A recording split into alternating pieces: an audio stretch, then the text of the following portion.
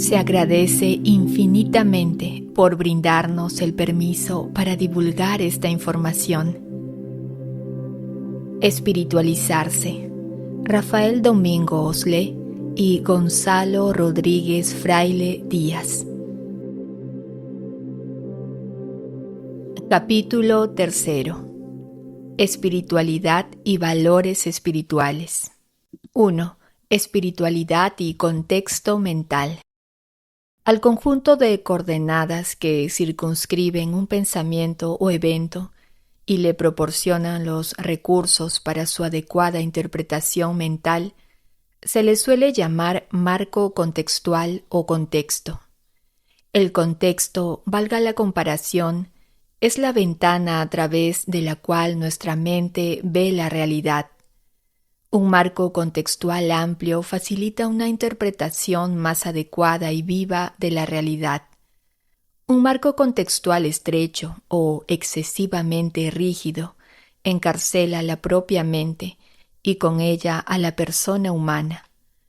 Por el ojo de una cerradura se ve la realidad más pobre y reducida que desde un gran mirador. Lo mismo sucede con la mente. Los seres humanos no suelen ser conscientes de las limitaciones del propio contexto mental, entre otras razones porque el contexto ni se ve ni se siente y es muy difícil de imaginar. Por lo demás, no es posible pensar fuera de él, ya que, como dicen los filósofos, lo que se recibe es recibido a modo del recipiente. Solo la intuición se escapa del contexto, pero ésta queda reservada a los ojos de la contemplación, como se ha dicho. Así pues, el primer paso para escapar de nuestros contextos limitantes, tanto conscientes como inconscientes, es darnos cuenta de que los tenemos y nos condicionan. El segundo paso es aprender a elegir contextos mentales que nos permitan alcanzar la paz interior. Solo así podremos producir conscientemente los resultados de amor y servicio anhelados. Conviene aprender a observar el contenido de nuestro filtro mental para limpiarlo y decidir su contenido.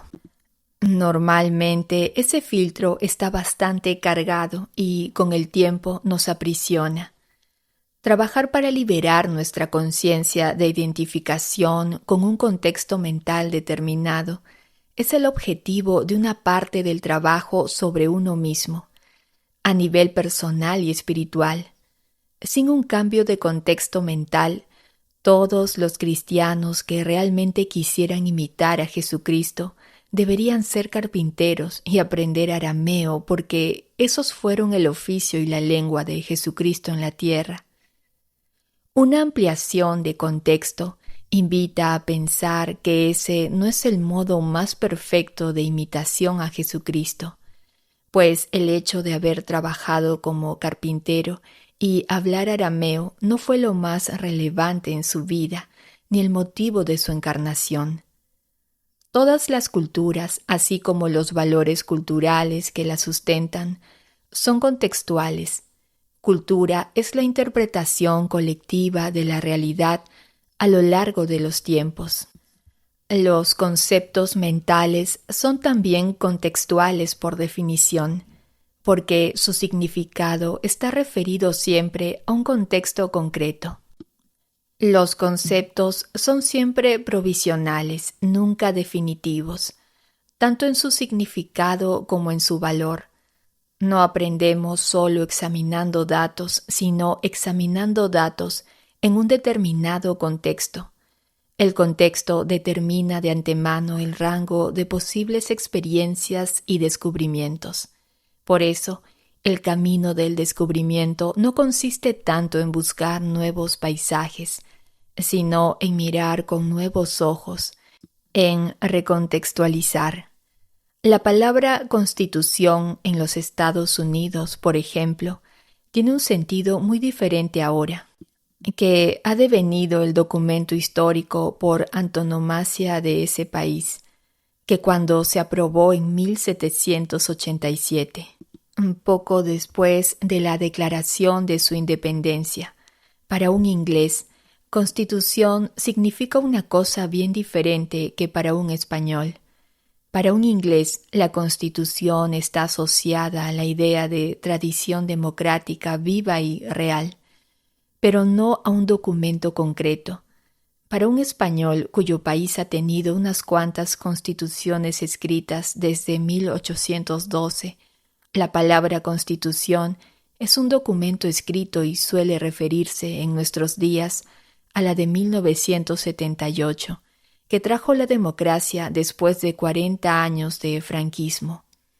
Para un japonés, la palabra Constitución está ligada al imperialismo americano, pues su Constitución de 1946 fue redactada en el cuartel de Douglas MacArthur durante la ocupación americana. Una ampliación del contexto mental no debe estar nunca en contradicción total con un concepto precedente más estrecho. Ampliar el contexto nada tiene que ver con negarse a sí mismo o negar el valor y la bondad de todo lo acumulado.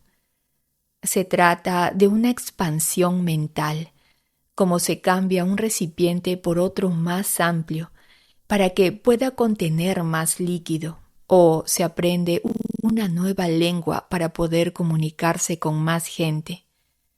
¿Sobre qué criterios podemos basarnos para elegir un contexto de pensamiento? El valor que pueda tener un contexto de pensamiento se puede medir por el resultado de paz interior, eficacia, deseo de crecimiento y servicio, calidad de relaciones con otros y, en general, bienestar personal y colectivo. Un nuevo contexto tiene que demostrar su valor a través de una mejora en las experiencias personales, tanto individuales como sociales. Los resultados internos de felicidad, paz y armonía nos confirmarán que un contexto es adecuado. La elección de contexto viene determinada por el nivel de conciencia de cada persona.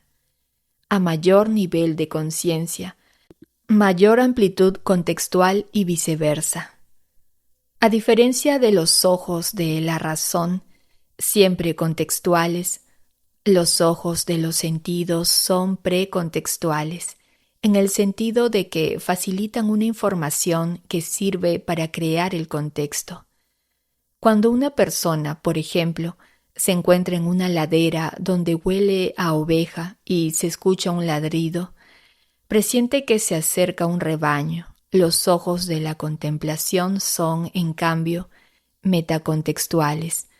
No necesitan la mente propiamente para operar, pero mientras el alma esté unida al cuerpo y la mente funcione, todo lo conocido a través de los ojos de la contemplación debe ser interpretado mentalmente. Si resulta tan difícil a los místicos describir sus visiones y experiencias, es precisamente porque son metacontextuales. Pasarlas por el filtro de la razón y contextualizarlas es siempre una tarea compleja, como lo es reducir a palabras lo inefable. La verdad de la existencia de Dios no es contextual, pero la interpretación que se hace de ella sí lo es, como también son los argumentos que se dan para probar su existencia. Lo mismo sucede con las verdades reveladas. La verdad es metacontextual, pero la exposición de la verdad en fórmulas doctrinales es, por definición, contextual. Por eso, conviene distinguir, sin separarlos completamente, el contenido permanente válido de las verdades, de sus distintas formas de expresión. Con todo, las distintas formulaciones no son un mero revestimiento externo que se quita y pone, sino la encarnación de una verdad. Por eso, exigen la continuidad de los principios. En la tradición cristiana, por ejemplo, se explica la verdad de la Trinidad de Dios acudiendo a una terminología multisecular de naturaleza, persona y relaciones que, por definición, es contextual. Se podría llegar a formular la misma verdad con otra terminología totalmente diferente, pero sin negar la ya existente. Se trata en el fondo de la relación entre verdad viva e historia, que fue magistralmente abordada por el cardenal John Henry Newman en su ensayo sobre el desarrollo de la doctrina cristiana. En él explica cómo las estructuras conceptuales pueden corromperse cuando permanecen los mismos conceptos en un contexto distinto, pero también cuando se produce una ruptura con la tradición o doctrina primitiva. Las formulaciones son fieles cuando se mantienen frescas, vivas, empapan la realidad y son integradoras. Una corrupción conduce a la disolución y no puede tener una larga permanencia. Por el contrario, una energía vital duradera es un criterio a favor de que un desarrollo es fiel. La paz interior se facilita cuando se es firme, nunca rígido, en lo no contextual y flexible en lo contextual. La flexibilidad en lo contextual resulta imprescindible para fomentar la unidad, que es el principio básico de la espiritualidad. La discusión sobre temas contextuales tratados como si no fueran contextuales es fuente de discordia y genera división. Los ejemplos abundan en la historia de los pueblos, de las religiones y de las instituciones. La fidelidad opera de una manera muy diferente en el ámbito de lo contextual que en el de lo no contextual.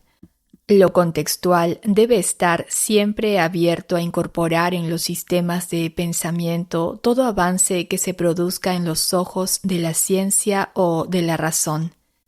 En lo contextual también resulta útil realizar un esfuerzo de acomodación cultural para no crear resistencias innecesarias a la hora de explicar eficazmente las verdades no contextuales.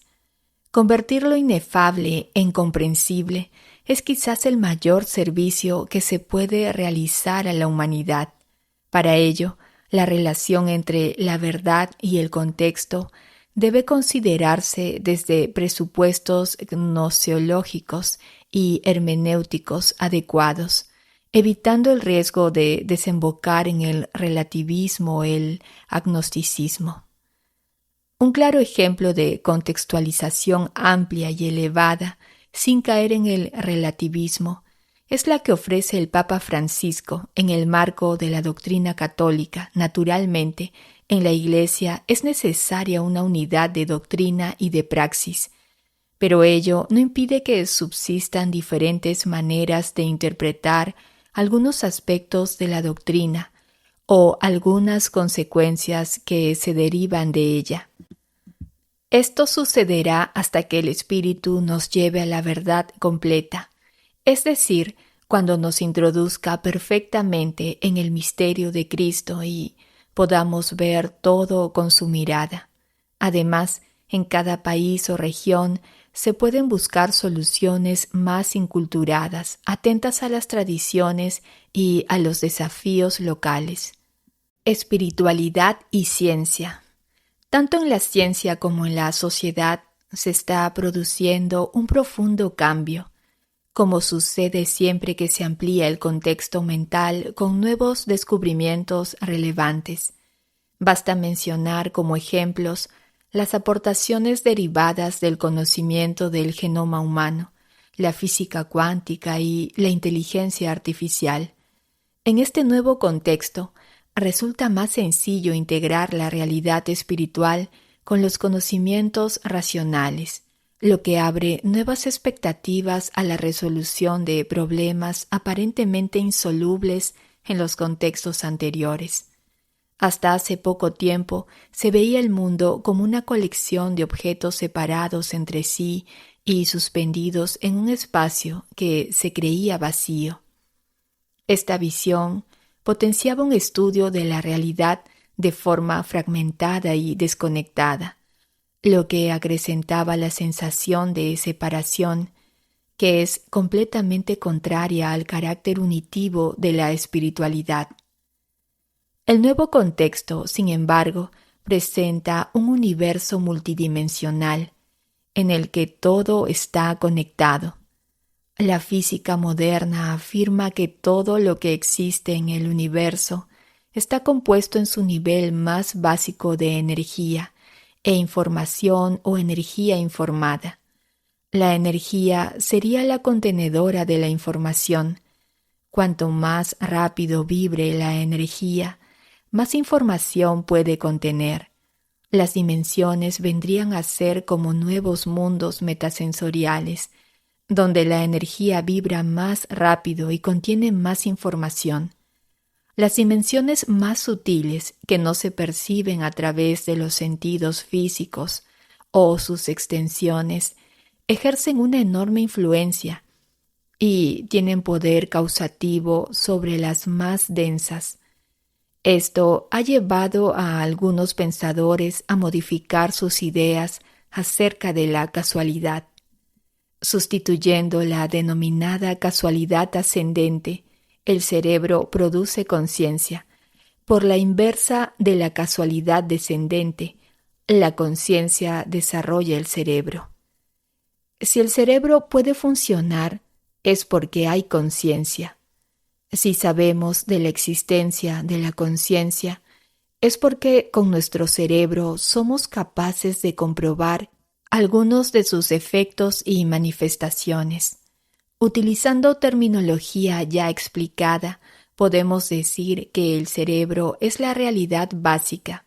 Sin cerebro, el ser humano no es consciente, pero la conciencia es la realidad relevante. Son como el reloj que marca la hora y el tiempo mismo. Sin el reloj, cerebro, no tengo acceso a la hora, la mente. Pero esta, como secuencia temporal que es, solo se entiende desde el tiempo, la conciencia. La conciencia incluye y trasciende las dos realidades anteriores por actuar en una dimensión superior. La investigación de la conciencia, todavía en fase incipiente, sirve de puente entre los niveles lineales de la realidad, estudiados por la ciencia, y los no lineales, de carácter metacientífico. La realidad no son dos mundos distintos desconectados, como se pensaba hasta hace poco tiempo, sino un solo, pero visto desde perspectivas diferentes, de abajo a arriba o de arriba a abajo. Todo apunta a que lo lineal está incluido dentro de lo no lineal, a que lo científico es solo una parte de la única verdad que lo integra todo. Lo intuyó el propio Max Planck hace ya casi un siglo. Considero la conciencia como fundamental, considero la materia como una derivación de la conciencia. Todo sobre lo que hablamos, todo lo que consideramos existente, reclama la conciencia. Es cierto que no es posible probar la verdad espiritual a través de la lógica lineal, pero sí, quizás, verificar ciertas manifestaciones en el ámbito científico. También es verdad que, aunque la ciencia no tiene herramientas para probar la existencia de Dios, sí puede ayudarnos a crear un contexto mental en el que podamos comprender mejor racionalmente la realidad espiritual. Robert Spitzer, en su ya citado libro sobre nuevas pruebas de la existencia de Dios, sostiene que nunca había tenido la humanidad una fundación racional favorable de la fe como ahora tenemos. El autor argumenta que la teoría cuántica ha expandido los horizontes ontológicos al obligarnos a enfrentarnos con la no localidad y con los campos de información, que a su vez han arrojado nuevas evidencias sobre dimensiones de la realidad física, no materiales, sino informacionales.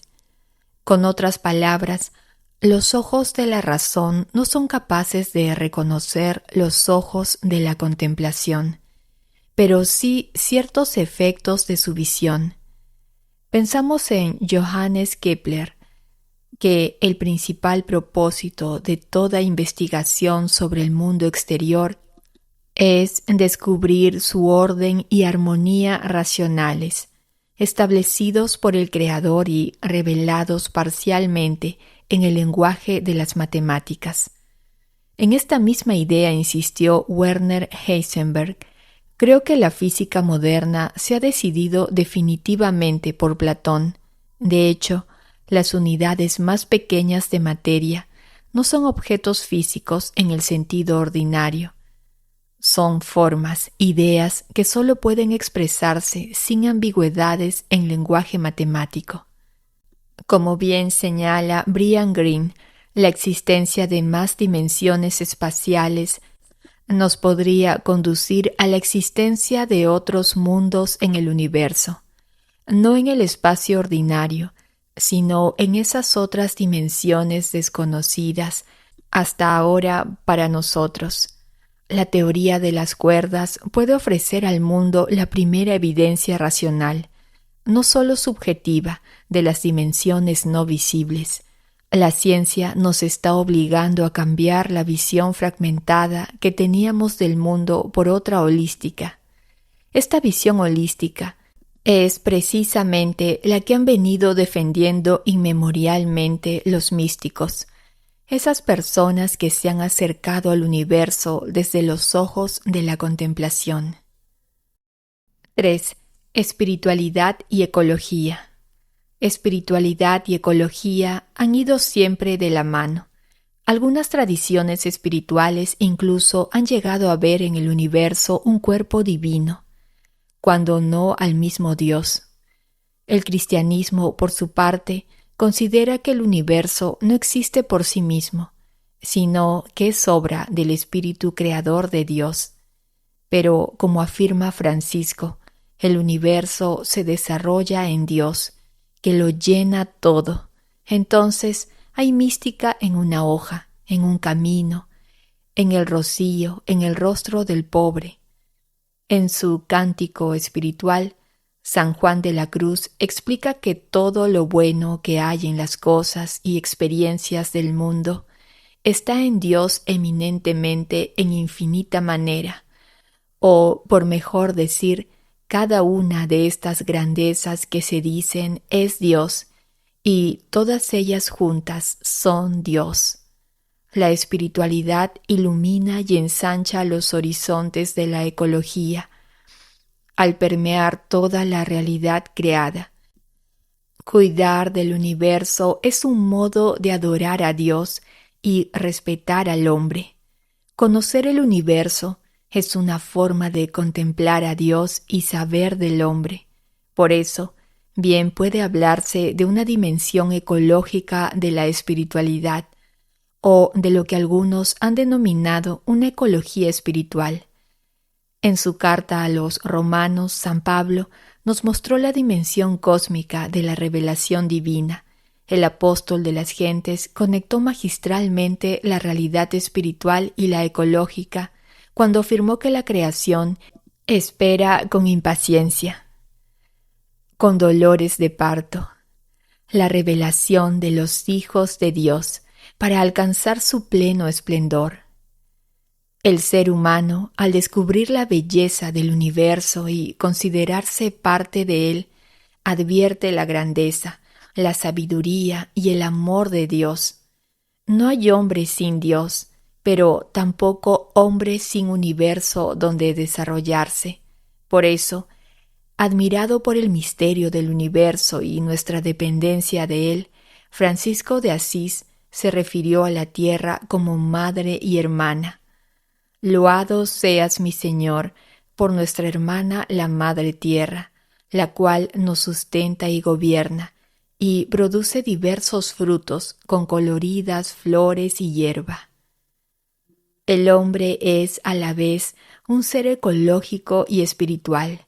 Lo espiritual no se agota en lo ecológico, sino que lo incluye y trasciende. De ahí que la persona espiritualmente cultivada se acerca al misterio del universo con respeto profundo y admiración creciente, viendo a Dios detrás de la partícula más pequeña. La persona espiritual adopta una actitud activa ante la creación, toma la iniciativa y comparte con los demás su experiencia evolutiva, con el fin de que toda la humanidad presente y futura pueda disfrutar de esta totalidad dinámica consciente que llamamos cosmos. La persona espiritual no considera el cosmos como objeto en propiedad, ni como material disponible a su capricho, sino como un tesoro en expansión que custodiar. La persona espiritual capta el espíritu escondido tras la materia, respeta la armonía inherente a la creación y cuida del jardín divino con responsabilidad ilimitada.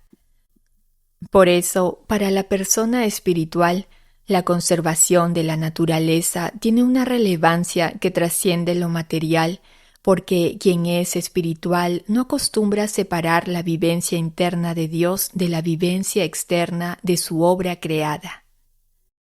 4. Aceptación y abandono. Ante la realidad, es decir, ante lo que ocurre en cada momento, que, repetimos, es voluntad de Dios, podemos adoptar 3 actitudes distintas: la rebeldía, la resignación y la aceptación. Utilizaremos la actual crisis provocada por la pandemia del COVID-19 como ejemplo modelo para comprender la diferencia entre ellas. La persona rebelde rechaza la crisis de plano, no la tolera en modo alguno, pues no acepta ningún designio que no procede de su soberana voluntad. El rebelde piensa que tiene derecho a vivir su vida como quiere y, por tanto, a controlar todo cuanto le sucede. No advierte que es la vida la que, por así decirlo, atraviesa como una lanza al ser humano, y no la persona quien golpea a la vida. La rebeldía es esencialmente egoica y nunca fuente de paz. Su precio es la soledad. La persona rebelde, como Adán y Eva, ve su desnudez, pero ni se cubre ni se deja cubrir. Tiene miedo y está llena de incertidumbres, temores y sufrimientos. La rebeldía consume mucha energía vital, y disminuye la creatividad para afrontar la vida. A diferencia del rebelde, el resignado no entiende la crisis, le molesta profundamente, le irrita en ocasiones, pero la acata, se da cuenta de que tiene que vivir con ella, pues no queda otro remedio. Su actitud es de aguante, soporte y una lucha interior titánica.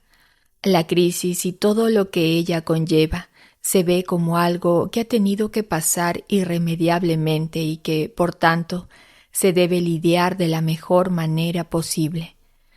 La resignación es un paso adelante sobre la rebeldía.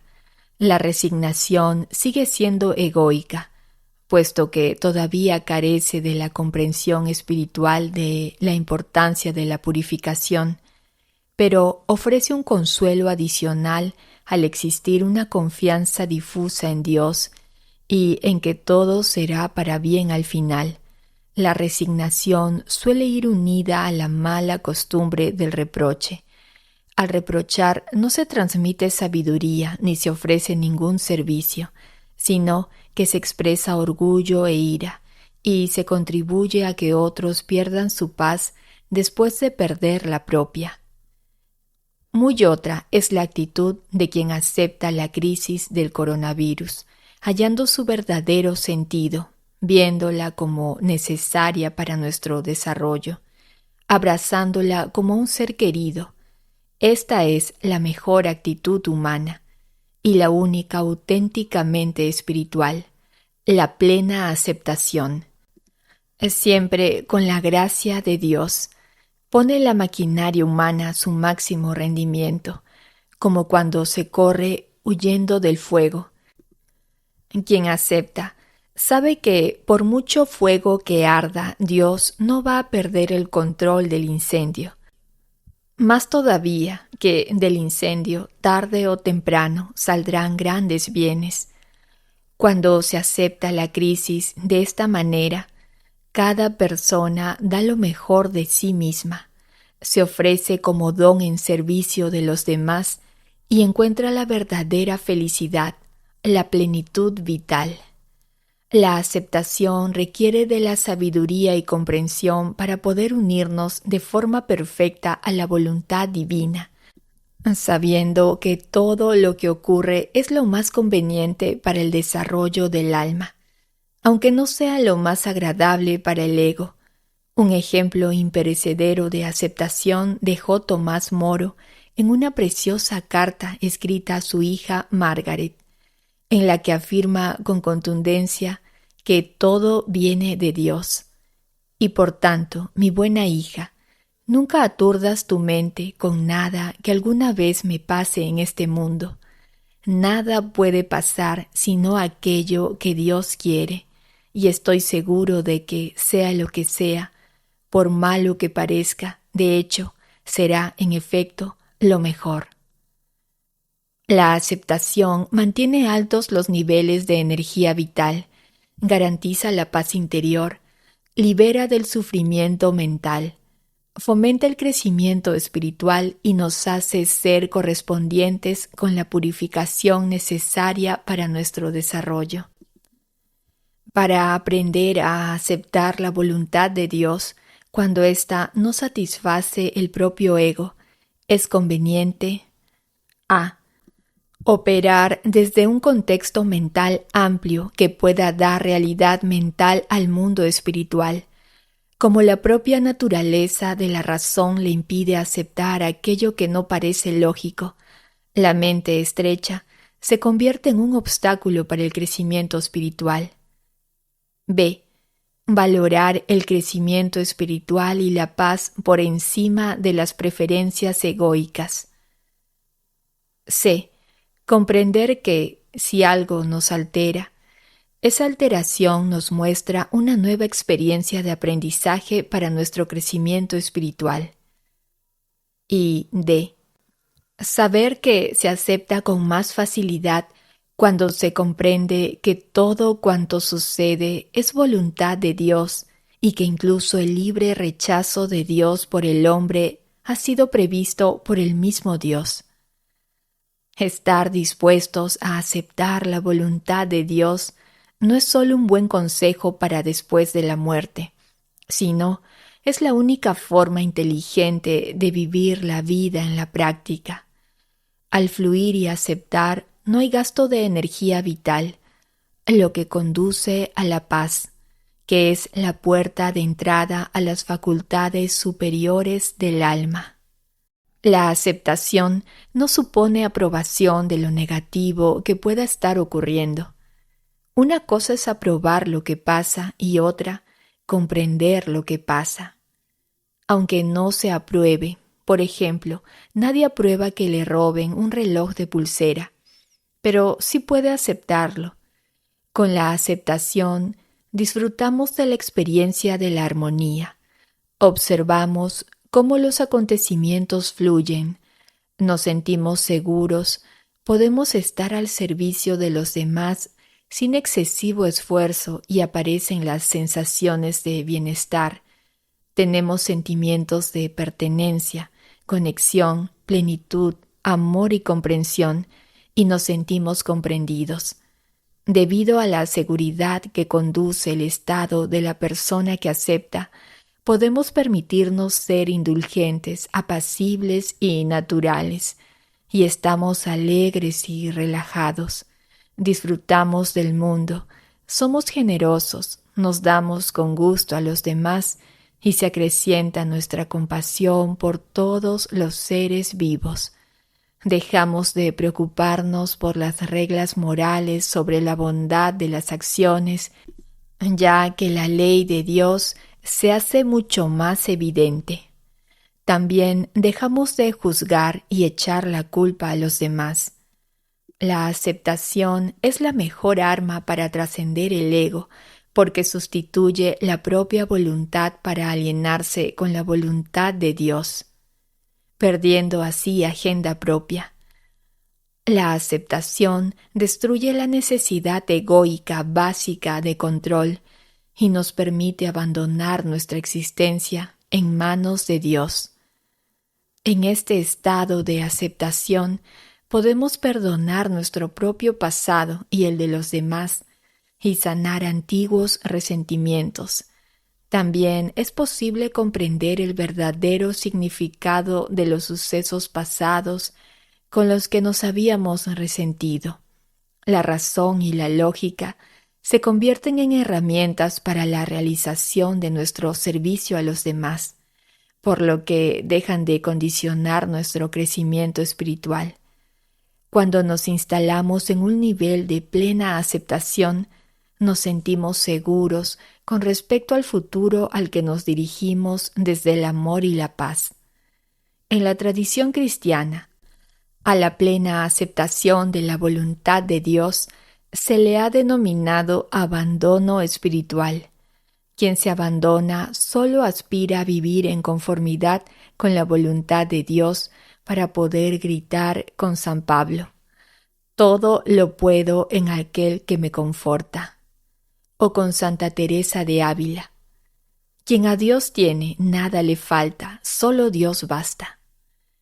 El abandono implica dejar en manos de Dios el pasado, el presente y el futuro, lo temporal y lo eterno, la salud y la enfermedad, la vida y la muerte, la honra, los honores, los bienes y la fortuna, la familia, las amistades, el trabajo, las inquietudes y preocupaciones, los proyectos e incluso la propia vida espiritual. Solo un alma abandonada en las manos de Dios logra darse sin reservas a los demás. Se vive entonces de manera despreocupada, sin problematizarse, con plena confianza en un Dios amoroso y providente que conoce hasta el último pelo de nuestra cabeza. El progreso espiritual de una persona se mide por el grado de abandono en la voluntad de Dios, ya que éste, al diluir el ego, da alas al alma para volar a lo divino. El abandono es la autopsia del crecimiento espiritual, ya que Dios lo gratifica con una paz repleta de alegría y con mucho fruto espiritual. 5. Pureza de intención. La intención espiritual que radica en el alma es el propósito más hondo y último de cualquier acción o actitud humana. La intención espiritual determina la pureza de nuestra alma, la intensidad de nuestro amor, el nivel de comunión con los demás, la calidad de nuestro servicio, así como el nivel de nuestra comprensión espiritual o sabiduría. Debido a su carácter netamente espiritual, la intención espiritual puede estar presente en todas las acciones humanas. La intención espiritual se puede compartir con otras intenciones mentales secundarias, objetivos, propósitos o intereses. Por ejemplo, uno puede estar intencionalmente unido a Dios mientras enseña, pinta, cocina o conduce un autobús escolar. Enseñar, pintar, cocinar y conducir no son acciones estrictamente espirituales, pero el elemento espiritual puede inspirar y estar presente en todas estas actividades. Ya comáis, ya bebáis o hagáis cualquier otra cosa, hacerlo todo para la gloria de Dios. Cuanto más pura es nuestra intención espiritual, más armónicamente nos unimos a Dios, los demás y el universo. La intención espiritual es una fuente de libertad, alegría y paz para los seres humanos. Nos otorga la libertad para elegir siempre en unión con Dios y los demás. y, por lo tanto, para compartir la libertad de los demás. Cuando eso sucede, la libertad se expande, ya que no queda limitada por la propia voluntad y circunstancias. Nos proporciona la alegría de experimentar la comunión y el amor.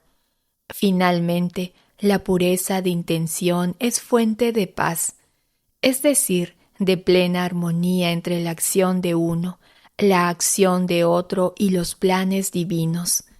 Los seres humanos pueden hacer cosas con más de una intención racional en la mente. Sin embargo, lo determinante es que toda intención mental, por ejemplo, política, económica o social, esté bien apoyada en la pureza de la intención espiritual. Fue una profunda intención espiritual lo que movió a Gandhi a emplear la resistencia no violenta contra el colonialismo británico en la India. Fue una profunda intención espiritual la que condujo a Martin Luther King a defender los derechos humanos en una sociedad estadounidense herida y dividida por un racismo cruel e insoportable. Fue una profunda intención espiritual la que llevó a Robert Schuman, Konrad Adenauer y Alcide de Gasperi a trabajar fatigablemente por la integración europea después de la Segunda Guerra Mundial. Y fue una profunda intención espiritual la que condujo al Papa Juan Pablo II a no escatimar esfuerzos para superar el comunismo. Naturalmente, estas intenciones espirituales se concretaron en varias intenciones mentales de carácter político y social, pero siempre iluminadas por una intención espiritual mucho más penetrante y arraigada en lo más hondo del alma. 6. Paz. Llamamos paz a la ausencia de conflicto, es decir, al estado del ser humano que vive en plena armonía con Dios, consigo mismo, con los demás y con el universo. El ser humano vive en conformidad con Dios cuando se identifica y abandona plenamente en su voluntad divina. Vive en equilibrio consigo mismo cuando integra los tres ojos del conocimiento y purifica su alma hasta el anonadamiento espiritual.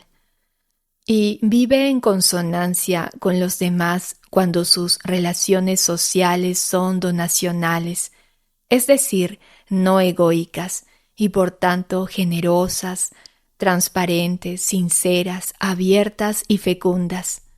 El ser humano, por último, vive en armonía con el universo cuando respeta la creación, se siente parte de ella y la disfruta como un gran obsequio recibido de Dios que hay que transmitir en las mejores condiciones posibles a generaciones futuras.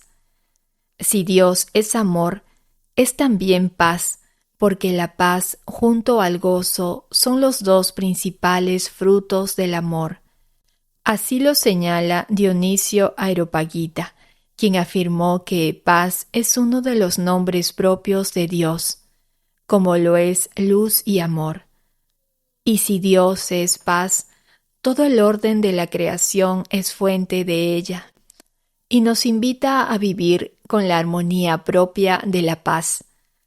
La paz es el orden del amor, la claridad de la luz y el don de Dios por excelencia. Pero también es un camino y un resultado, por lo que requiere del esfuerzo humano. Por eso, Jesucristo llama bienaventurados a los que construyen la paz en el mundo, es decir, a quienes se empeñan en alcanzarla e irradiarla generosamente. Cuando un ser humano vive en amor y ve la realidad desde los ojos de la contemplación, ha comenzado ya a recorrer la senda que conduce a la verdadera paz. La paz nada tiene que ver con la mera tranquilidad egoica de quien se aísla de los problemas o consigue que todo fluya a su gusto. La familia, las relaciones sociales, el trabajo, etc. Por otra parte, al tratarse de una ausencia, la paz es, por definición, neutra y por tanto puede y debe llegar a ser imperturbable. La persona que vive en paz produce un gran atractivo porque su amor es puro y comunicativo. Fruto de su personal anonadamiento, la paz brota de lo más profundo del ser humano, de aquella zona del alma donde lo divino se une con lo humano, como el océano con la tierra. Cuando se alcanza la paz interior, se eleva la vibración de la energía vital, lo que permite el acceso a las profundidades más insondables de la conciencia y del alma. El ego desaparece y ya solo perdura la intención espiritual, el propósito donacional de servicio desinteresado. Lo demás parece sobrar. Así lo explica el Tao Te Ching. Los colores ciegan la vista, los sonidos ensordecen el oído, los sabores embotan el gusto, los pensamientos debilitan la mente y los deseos marchitan el corazón. Y es que el deseo egoico perturba la mente y ésta perturba el espíritu. La paz produce grandes frutos en la vida de las personas. Enumeramos algunos. La pérdida de interés en criticar y juzgar a los demás y a uno mismo. La falta de preocupaciones, no de ocupaciones, por supuesto. El aquietamiento del cuerpo emocional, una mayor conexión con la naturaleza, una mayor facilidad para que las cosas fluyan sin interferencias innecesarias ni cortocircuitos. La paz mejora la espontaneidad, incrementa la confiabilidad con los demás, despierta el sentimiento de servicio, aumenta la claridad contextual de las facultades superiores del alma, desarrolla la intuición, dispara el interés por mejorar interiormente, así como la creatividad.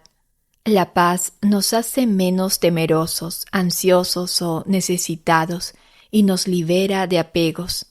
Nos permite disfrutar con intensidad cada momento y ver todo cuanto sucede como una oportunidad de crecimiento. La paz facilita el entendimiento de contextos complejos más allá de contenidos específicos. Ayuda a valorar el silencio, que cada vez se hace más necesario en la vida ordinaria. La paz nos hace más amables en los modos de decir y corteses en las formas de comportamiento con el fin de evitar daños emocionales a los demás. La paz, en definitiva, nos ayuda a respetar la vida en su totalidad y a ver como criaturas de Dios a todos los seres vivientes. La paz estable y duradera es manantial de gozo espiritual, ese desbordamiento del alma que produce la unión con todo lo amado y que impregna al ser humano en todas sus dimensiones. El gozo es al espíritu lo que la humedad es al agua, su cualidad esencial. Este gozo espiritual es mucho más elevado y exquisito que el placer material, la alegría emocional o la felicidad racional. El gozo es el contento del alma. 7. Humildad. La humildad es la virtud y condición propia de la criatura que se sabe pequeña delante de su Creador, porque todo lo que es sabe que lo ha recibido de Él. Este abajamiento permite al ser humano unirse a la voluntad de Dios sin resistencias y servir al prójimo desinteresadamente. La persona humilde comprende que, con el amor y la gracia divina, lo puede todo, hasta el punto de divinizarse, participando de la misma naturaleza divina como hijo de Dios. Pero comprende también que sin Él nada puede. Por eso, la persona humilde goza deseando su unión con el Creador y dándole gloria como sumo bien. La virtud de la humildad nos cambia la perspectiva del yo por la perspectiva del nosotros. Pone a Dios y a los demás en el centro de atención y nos hace felices sirviendo a los demás y aceptando con gratitud el servicio que podamos recibir. A mayor humildad, menor ego. Nada tiene que ver la humildad con el servilismo, con las inclinaciones y reverencias huecas, con la baja autoestima, con la infravaloración o con la negación de nuestro propio talento y capacidad. Todo eso es falsa humildad, es decir, falta de humildad. No es falta de humildad, en cambio, reconocer el propio adelanto del alma siempre que se considere como un regalo que hay que agradecer a Dios. La humildad nunca se opone a la verdad. La humildad se resiste, en cambio, a cualquier forma de orgullo y vanagloria.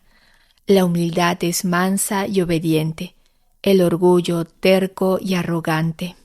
La humildad une, el orgullo divide. La humildad libera, el orgullo ata. La humildad dignifica, el orgullo degrada. La humildad engrandece, el orgullo envilece. La humildad se complace en la majestad de Dios y la excelencia ajena. El orgullo solo apetece la propia. La humildad aprecia la condición de criatura. El orgullo la rechaza hasta endiosarse. La humildad conduce al realismo, a aceptar cuanto sucede con el profundo convencimiento de que todo es la voluntad de Dios y Dios procura lo mejor para nosotros, aunque muchas veces cuesta entenderlo desde el ego. El grado de humildad marcha el grado de madurez humana espiritual, de unión con Dios. Esto explica que la humildad se considere el fundamento de todas las virtudes y sea piedra angular de todas las religiones y tradiciones espirituales, salvo aquellas que proclaman la autoglorificación, endiosan al individuo o trivializan a Dios. Muchas son las manifestaciones de la humildad. Nosotros aquí nos vamos a referir a 5 que consideramos centrales. A. Reconocer los errores. Este reconocimiento nos permite aprender del error, que es una de las mejores herramientas para mejorar y crecer espiritualmente. Cuando no se reconoce el error, las relaciones sociales se vuelven conflictivas y constituyen una fuente de insatisfacción e incluso frustración. B. Pedir perdón. La petición de perdón produce una gran tranquilidad de espíritu.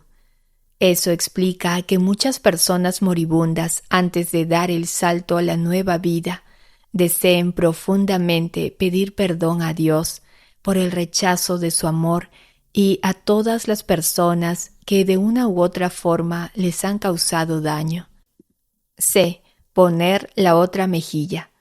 Esta afirmación de Jesucristo implica la derogación de la ley del talión, del ojo por ojo y diente por diente. Invita a no ofrecer resistencia hasta el punto de amar al enemigo. Si somos capaces de poner la otra mejilla, es porque no solo hemos perdonado, sino también olvidado lo ocurrido. La otra mejilla es el símbolo de un modo práctico de afrontar los problemas mediante el que se han conseguido grandes logros sociales. En el fondo, es lo que sucede en algunas artes marciales, pero elevado a la categoría espiritual. Se usa la fuerza del oponente, no la propia, para obtener el resultado deseado. D. Estar dispuesto a ceder.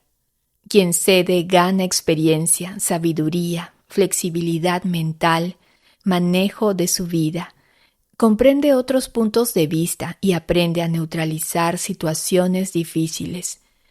Quien no cede paraliza su aprendizaje y fortalece su orgullo porque piensa que siempre tiene la razón y los demás son los equivocados.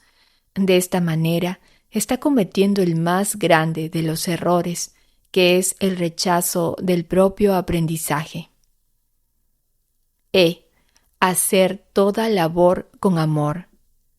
No importa el tipo de actividad que haya que desempeñar, ya fuera lavar un baño, repartir el correo o atender un ascensor durante 8 horas. Lo importante es el amor con que se hacen las cosas, no las tareas en sí. Por eso hay que dar en todo momento lo mejor de uno mismo.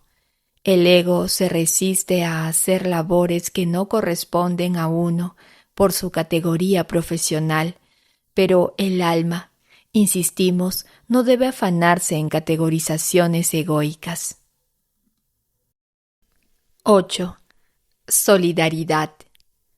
La palabra solidaridad, derivada del latín solidus, sólido, goza de la frescura de lo revolucionario, la riqueza de lo clásico y la fuerza de lo necesario.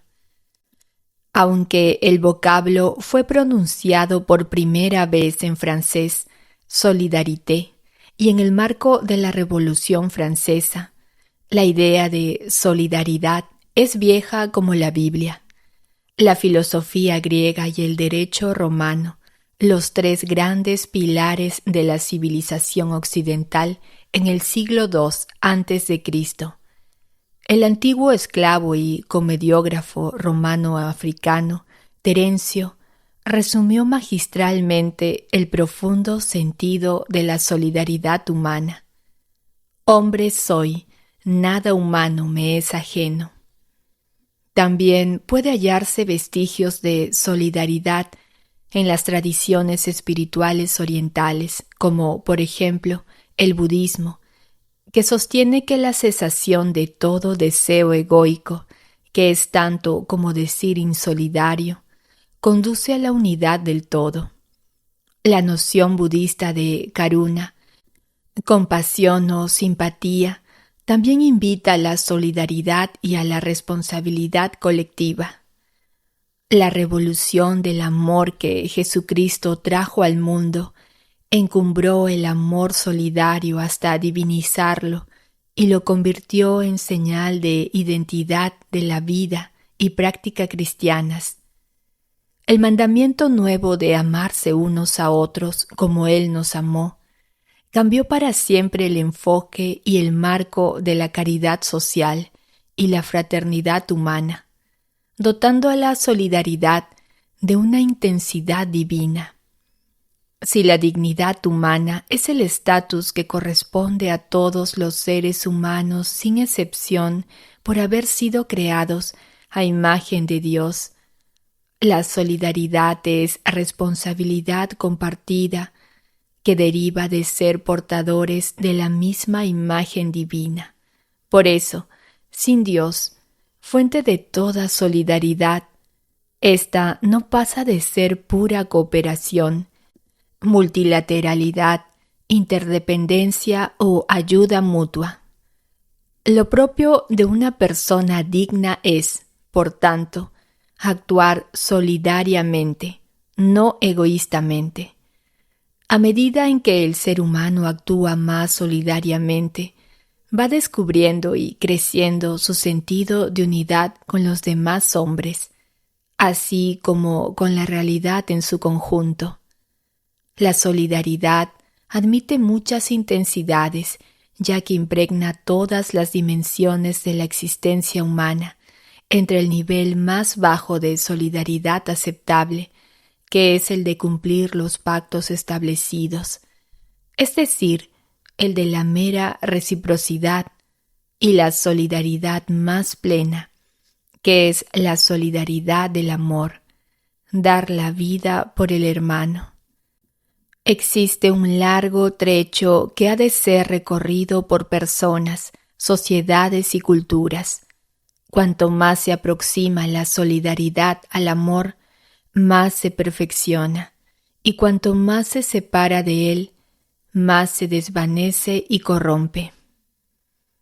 A la humanidad, como tal, corresponde tomar la importante decisión de vivir en el planeta Tierra como enemigos, como competidores o como hermanos. Cuando vivimos como enemigos, generamos un mundo de violencia, guerra y fanatismo, como ha sucedido, por ejemplo, en Irak en los últimos tiempos. Cuando vivimos como competidores, construimos un mundo de graves desigualdades sociales y fuertes tensiones en el que fácilmente se cae en la discriminación, la corrupción y el abuso de poder. Así se vive en la mayoría de los países desarrollados. Por último, cuando vivimos como hermanos, como dignos hijos de un mismo Dios, que se hacen responsables de la fragilidad de los demás, la humanidad vive en la armonía de la paz y la solidaridad. La creciente conciencia de interdependencia de la humanidad invita a pensar que la solidaridad está llamada a desempeñar un papel central en las importantes transformaciones sociales, ecológicas, económicas y digitales a las que se enfrenta la humanidad en el siglo XXI. En la consecución de estos grandes retos globales, la espiritualidad y la solidaridad van de la mano. 9. Espíritu de servicio.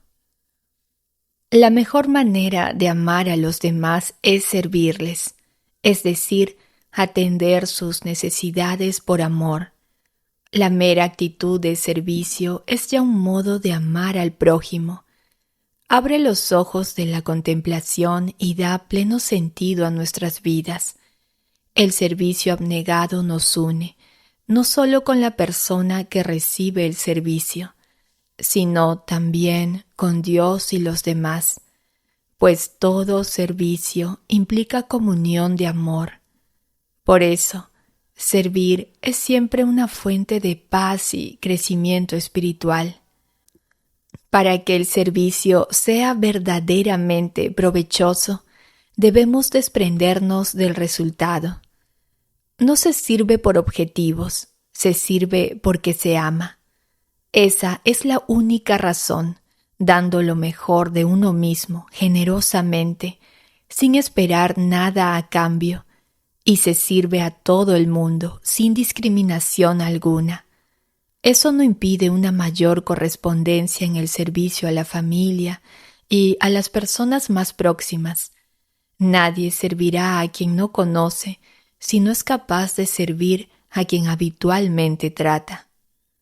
Hay dos maneras fundamentales de servir: ofreciendo una buena información o realizando una acción concreta.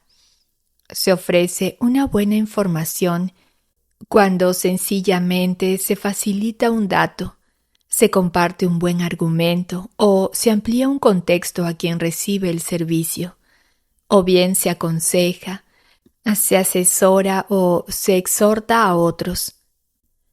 El acompañamiento espiritual pertenece a este tipo de servicio. Este acompañamiento, para ser eficaz, exige que toda información ofrecida haya sido verificada por la propia experiencia o por el conocimiento profundo de la experiencia de los demás. Por ejemplo, un pastor, aunque no esté cansado, puede asesorar a una pareja debido a la experiencia ajena acumulada. El servicio encaminado a la acción es mucho más variado, desde servir el agua a un comensal o sonreír a un viandante hasta salvarle la vida a un bañista que se está ahogando. Todo trabajo o actividad realizada por amor se convierte en un servicio a la humanidad. El servicio requiere un aprendizaje y tiene sus propias reglas. Señalaremos algunas. La primera es que todo servicio debe hacerse desde el respeto y evitando cualquier daño a nadie. Así, por ejemplo, si una persona no está preparada para recibir una información, lo mejor, salvo que sea imprescindible, es no dársela, para evitar causarle un daño. Por ejemplo, hay que esperar el momento adecuado para informar a un enfermo de que tiene un cáncer terminal e incurable. La segunda regla del servicio es la idoneidad.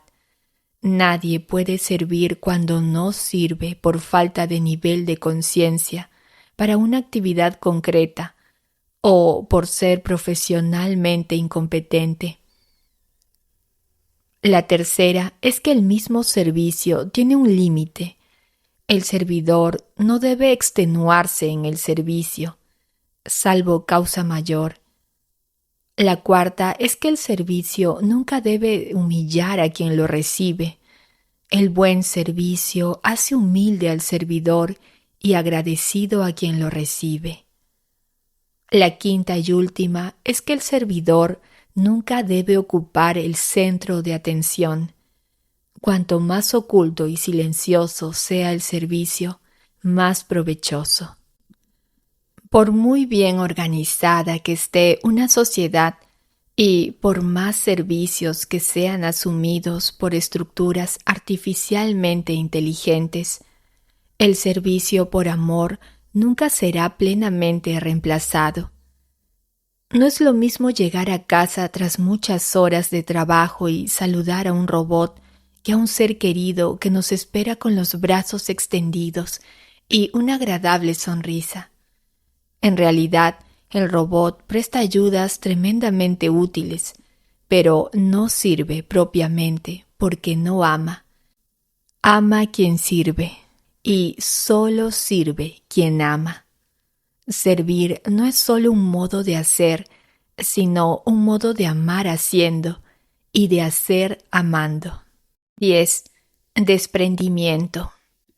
Para poder abandonarse en Dios, es necesario vivir completamente desprendido del propio yo, de las demás criaturas y de los bienes materiales. Como enseña San Juan de la Cruz, el gran maestro del desprendimiento, las tinieblas de los apegos y afecciones son incompatibles con la luz divina, pues dos contrarios no pueden caber en un mismo sujeto. El alma apegada camina hacia Dios lentamente, como el que tira del carro la cuesta arriba. El alma desprendida vuela hacia Dios con la majestuosa sencillez de un águila. Parafraseando el proverbio zen, se puede decir que, en la senda del conocimiento, cada día se aprende algo. En la del crecimiento espiritual, cada día uno se desprende de algo.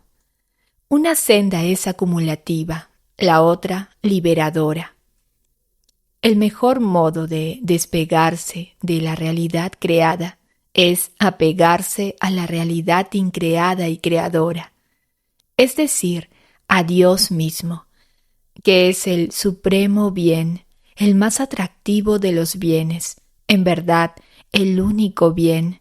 Una vez que el ser humano conoce a Dios y experimenta su presencia, la realidad creada le parece nada y menos que nada, y dejarlo todo no cuesta. El verdadero desprendimiento solo se produce por la fuerte atracción de lo divino, muy superior a la atracción de lo material. Como explica el maestro Eckhart, las cosas son únicamente deseables y atractivas en la medida en que Dios está en ellas. Desprenderse de las cosas y de las personas y del propio yo no es vivir sin cosas, aislado de toda relación social y sin prestar atención a nuestras necesidades básicas. Se trata más bien de convertir toda la realidad creada en camino de unión con Dios. En la medida en que las cosas y las personas nos acercan a Dios, no hay apego en vivir en una buena casa, si esa casa es para que la familia pueda reponer fuerzas y fortalecer los lazos de unión. y se considera un instrumento que nos lleva a amar más a Dios. Si el deseo de unos padres es tener hijos para que alguien les cuide cuando sean mayores, hay apego, como lo hay si el deseo es criarlos para que continúen el negocio familiar. Si el deseo de los padres, en cambio, es tener hijos para gloria de Dios, no hay apego, pues los hijos son entonces camino para llegar a Dios. Si alguien compra un buen coche para satisfacer sus caprichos, hay apego. Si una persona compra un buen coche como instrumento de trabajo y descanso familiar, del que se dispone generosamente cuando alguien de la casa lo necesita, no hay apego. Naturalmente, tener cosas innecesarias o superfluas que podrían ser útiles a otras personas siempre supone un apego. Lo mismo sucede con los lujos y caprichos. Todos son expresión de un apego que limita nuestro vuelo espiritual. Por eso, en la medida en que las personas se van acercando a Dios, desean soltar más cosas, reduciendo sustancialmente lo que consideran necesario a lo mínimo imprescindible. Cuando una persona, por su ingenio y valía, es capaz de amasar una fortuna, debe asignarle un fin social, después de cubrir las necesidades personales, familiares y otras correspondientes directas. Esa es una buena forma de vivir el desprendimiento de las riquezas, unirse a los demás y agradecer a Dios los talentos recibidos. Espíritu y materia no son términos opuestos, como principio y fin, sino complementarios. Por eso, el proceso de espiritualización no solo exige un proceso de desmaterialización, sino desprendimiento. Espiritualizarse ayuda a encontrar a Dios también en las cosas materiales y a emplearlas como camino para llegar a Dios. 11. Sentido del humor. La vida hay que vivirla con sentido del humor. Ese sentido común exultante, a veces enloquecido, que lima aristas y suaviza asperezas. El sentido del humor es el modo de comunicación más eficaz para quien sabe diferenciar lo importante, que es muy poco, de lo accesorio. El sentido del humor varía dependiendo de cada contexto, así como de la educación y la madurez de las personas. A veces busca la sorpresa, otras la paradoja, la ironía, la contradicción o la imitación. Pero con independencia de cómo se exprese, el sentido del humor siempre nos enseña la misma lección: aprender a no tomarnos demasiado en serio. Por eso el sentido del humor es propio de mentes ágiles y flexibles, y es fuente de paz. El sentido del humor nos ayuda a relativizar y trascender tantas formas y estructuras sociales endurecidas por el paso del tiempo. Nos muestra la realidad en su parte más bella y profunda. Nos da acceso a conexiones insospechadas que escapan completamente a cualquier argumento racionalista, por preciso que sea, y nos ayuda a recontextualizar. El humor es el mejor escudo protector contra la tristeza. Reduce el estrés, contribuye a mermar el dolor, aumenta la autoestima. Incluso los expertos dicen que mejora nuestro sistema inmunológico. El sentido del humor elimina pensamientos negativos, tensiones acumuladas y contribuye a recomponer el equilibrio emocional. Es un detergente mental de primera calidad. El auténtico sentido del humor debe ser educado y cortés, nunca hiriente ni excluyente. Nada tiene que ver con el comentario pesado, malintencionado o la burla mordaz. El sentido del humor es siempre agradable. Actúa como envoltorio perfumado incluso para las malas noticias. Hay que aprender a reírse de uno mismo, incluso a carcajadas. No hay que tomarse demasiado en serio la aspiración de todo ser humano profundamente espiritual. Es convertirse en bálsamo refrescante que facilite la existencia a los demás, incluso en momentos complicados. 12. Silencio y contemplación. Para encontrar la paz, debemos encontrar primero el silencio, habitáculo de la presencia de Dios. En esta sociedad dominada por el ruido, el fragor y el estruendo, necesitamos recuperar el profundo sentido del silencio. El silencio es más, mucho más que la simple ausencia de sonido. El silencio es el manantial limpio y claro del que brotan sosegadamente las palabras. El silencio culmina en la palabra, como la noche culmina en el día y la oscuridad en la luz. Palabra y silencio son eternos compañeros. Sin silencio no hay palabra, y sin palabra no hay silencio. La palabra nos comunica con el exterior, con el otro, el silencio con el interior de cada uno. El silencio es uno de nuestros principales maestros de la vida. Nos abre las puertas a las profundidades de nuestra propia existencia. El silencio nos permite encontrarnos con el yo más auténtico, más genuino, pero también más misterioso y desconocido. Por eso, el silencio es respetuoso y amable, y activo, no pasivo. Es importante aprender a valorar el silencio y disfrutarlo. Para ello, debemos buscar el silencio un buen rato cada día. Convivir con él, enseguida comprobaremos los resultados. El silencio ayuda a conocerse a uno mismo, a descubrirse, pero también a relajarse, a comprenderse, a tomar decisiones acertadas, a armonizar las diversas dimensiones de la propia existencia, a ser más tolerante y flexible, a aprovechar el tiempo, a congeniar con lo trascendente, en definitiva, a ser más feliz y a vivir en paz. El silencio facilita la concentración, la atención y, paradójicamente, nos hace sentir el presente con una intensidad sinfónica.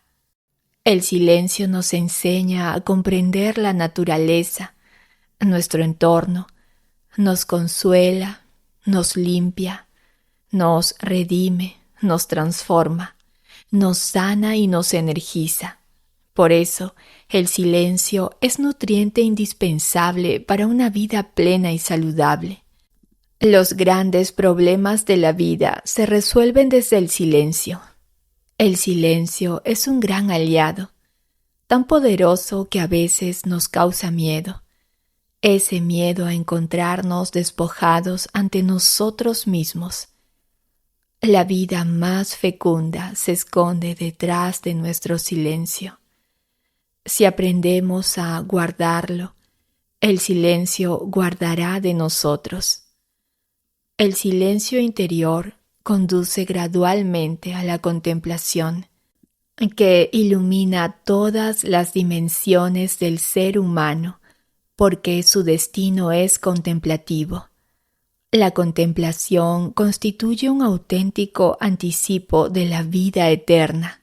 Por eso, como dice Joseph Pieper, todo conocimiento contiene la semilla de la contemplación de lo divino.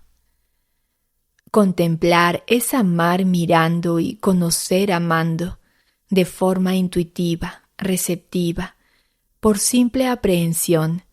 En el acto de contemplar, tan activo está el entendimiento como la voluntad.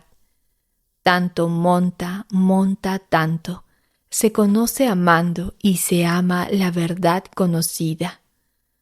Contemplar es conocer en amor, desde la radical unidad de la realidad, asombrarse ante lo misterioso, lo sublime, lo santo, lo holístico, reposar en la belleza del increado y de su creación.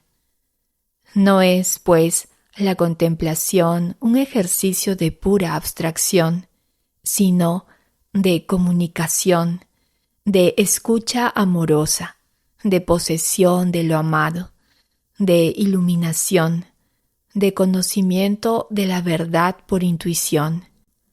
La contemplación no necesariamente nos desconecta de lo útil, de lo pragmático, de las tareas de básicas de Marta, pero nos liga con fuertes lazos a lo principal, a lo permanente y duradero, a lo realmente valioso, a lo relevante, elegido por su hermana María.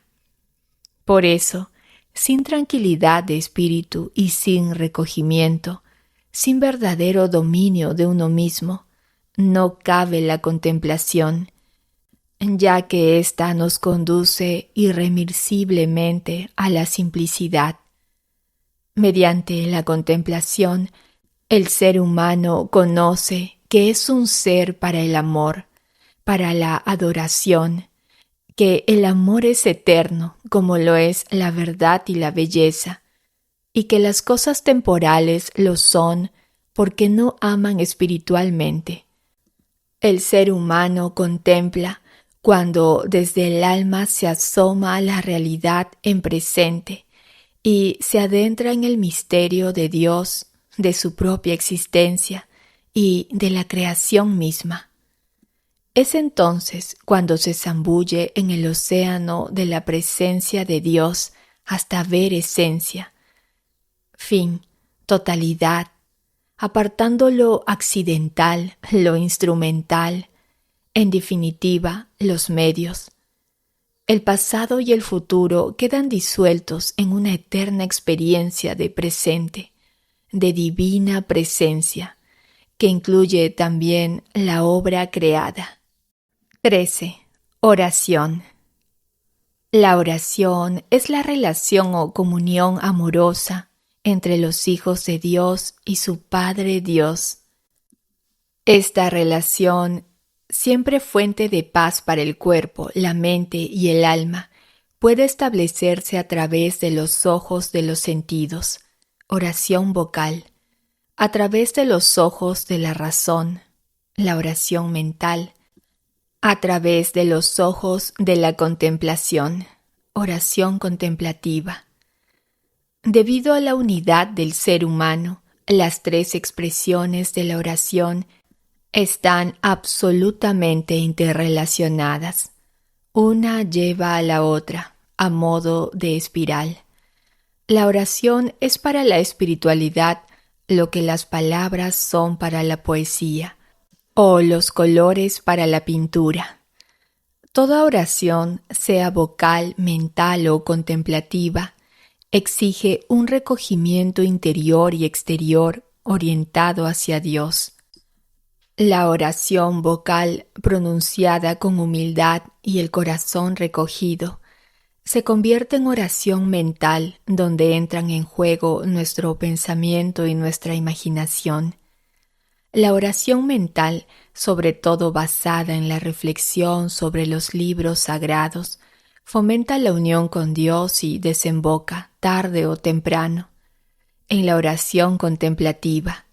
En esta se busca al amado sin ruido de palabras, sin argumentos ni divagaciones de nuestro pensamiento, sin figuras de nuestra imaginación, sino tan solo con las facultades superiores del alma, potenciadas por la gracia de Dios. En la oración contemplativa, toda la potencia de los ojos del alma se centra en Dios sosegadamente y, lo que es más importante, en saberse amado por Él, en hacerse uno con Él. Como una luz tenue queda inmersa en el foco de la luz infinita. Primero se descubre a Dios junto a nosotros, luego morando en nuestra alma, por último, a nosotros morando en Él. La capacidad de sentirse inmerso en la oración contemplativa, una vez adquirida, no debilita la oración vocal, simplemente ésta se transforma en una oración contemplativa en la que también se da entrada a lo corporal y a lo mental. La gran ventaja de la oración contemplativa es que, si bien no es físicamente posible orar vocal o mentalmente durante toda la jornada, sí lo es mantener la oración contemplativa como telón de fondo durante las 24 horas del día, sea trabajando, sea comiendo, sea viajando, sea durmiendo. No hay actividad del cuerpo o del alma realizada por amor que sea obstáculo para acrecentar nuestra intención de vivir unidos con Dios. Nuestra alma no come, no descansa, no trabaja, no practica deporte alguno, no duerme. Todas estas actividades las realiza a través del cuerpo y la mente, no directamente. Por eso, el alma puede siempre afanarse en las cosas de Dios, mientras las dimensiones inferiores de nuestro ser realizan actividades temporales de otro tipo.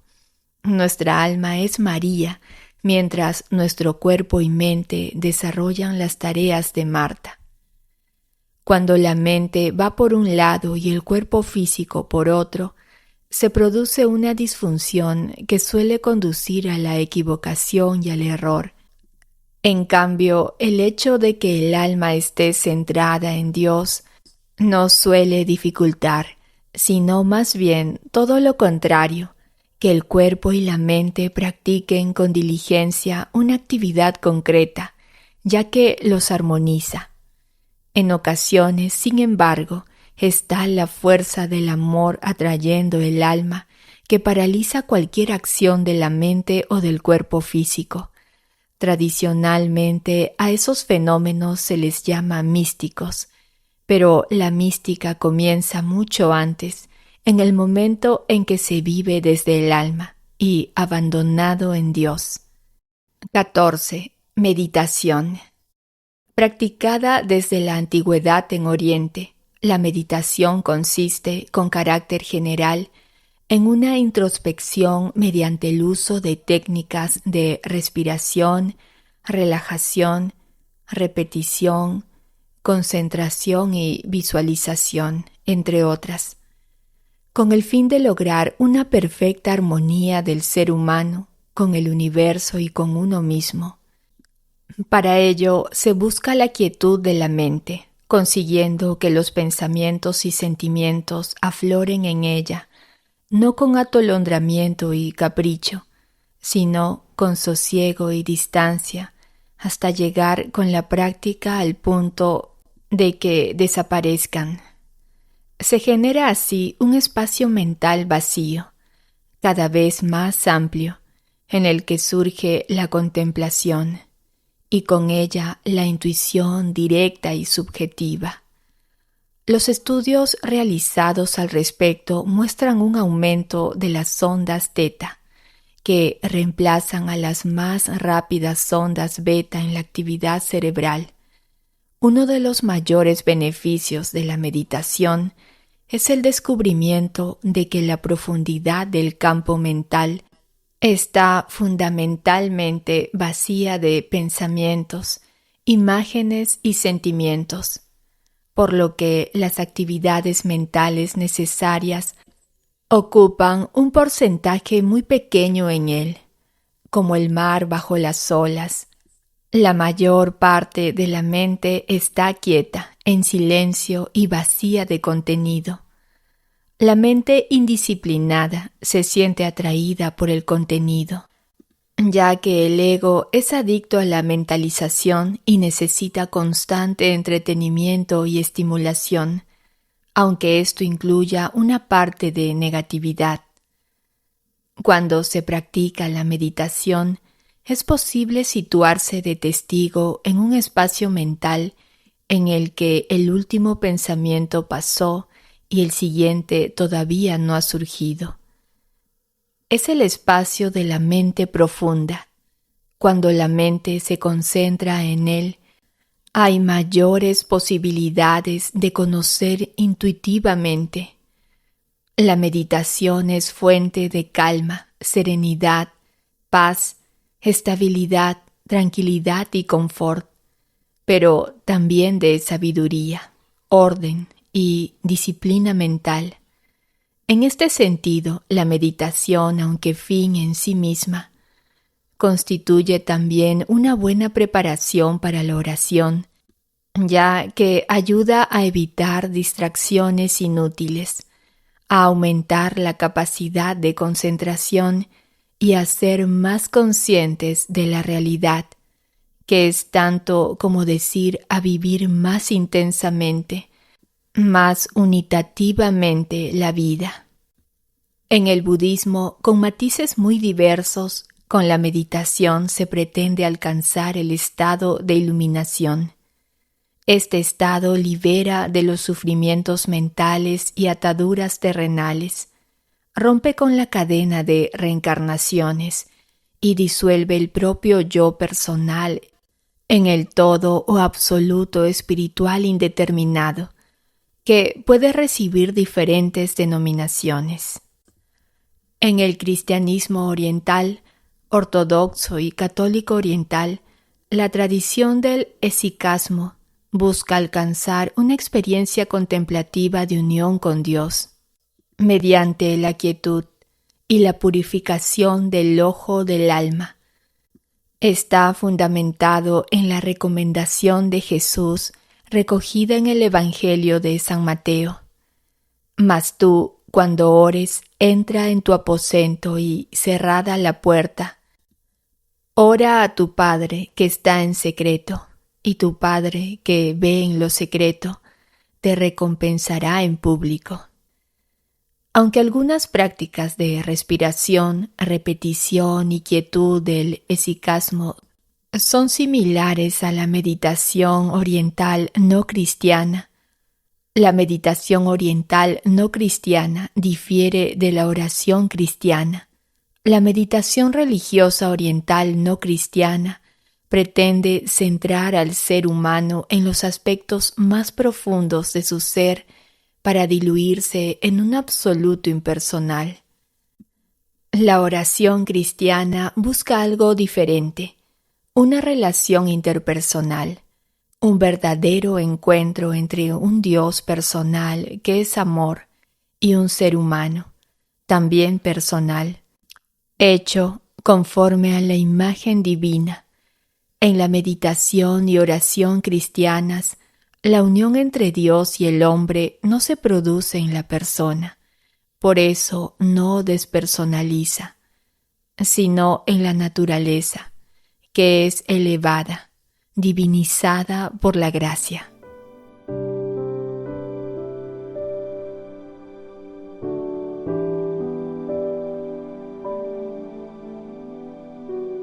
Espero que este mensaje sea de provecho en tu vida. Te envío un fuerte abrazo.